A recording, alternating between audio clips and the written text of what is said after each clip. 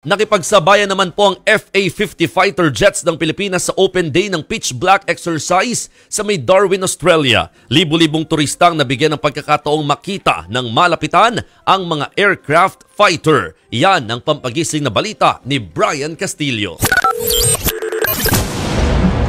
Sa pambihirang pagkakataon, binuksan sa publiko ang Royal Australian Air Force Air Base dito sa Darwin, Australia.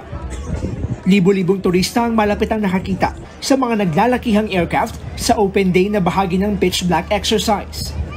Tampok dito ang mga fighter jet mula sa iba't ibang bansa na ilang araw nang lumilipad sa himpapawid para magsanay.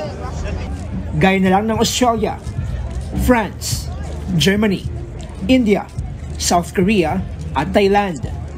Ilan sa mga turista nakapasok pa sa loob ng ilang military planes. Kaya sinulit na ang pagpapapicture. Pero mas espesyal ang araw na ito para sa Pilipinas. Dahil sa kauna-unahang pagkakataon, kasama sa static display ang ating FA-50 fighter aircraft.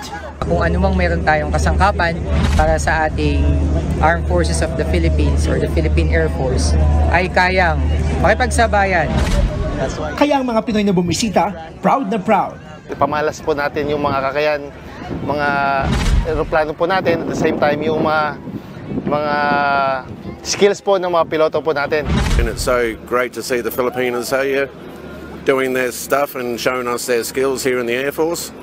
So fantastic to have all different countries. Sa isang pambihirang pagkakataon, nagsama-sama sa iisang lugar ang ilan sa mga pinakamodernong aircraft ngayon sa buong mundo. Kabilang sa mga nakadisplay dito, yung nasa likuran ko, yung isa sa mga FA-50 fighter aircraft ng Pilipinas.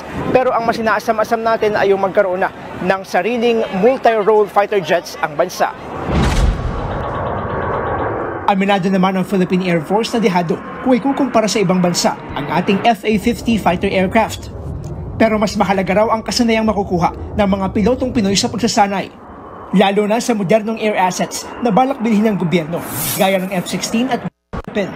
Ang pagpunta natin dito ay isang pagkakataon upang makita natin kung ano ba ang pwede nating tahakin sa pagmo-modernize. Dahil nakikita natin kung ano pa yung mas advanced and kung paano ito i-integrate sa kung ano ang meron tayo.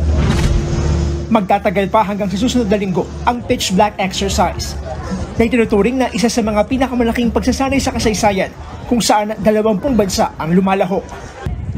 Nagbabalita mula sa frontline, Brian Castillo, News 5.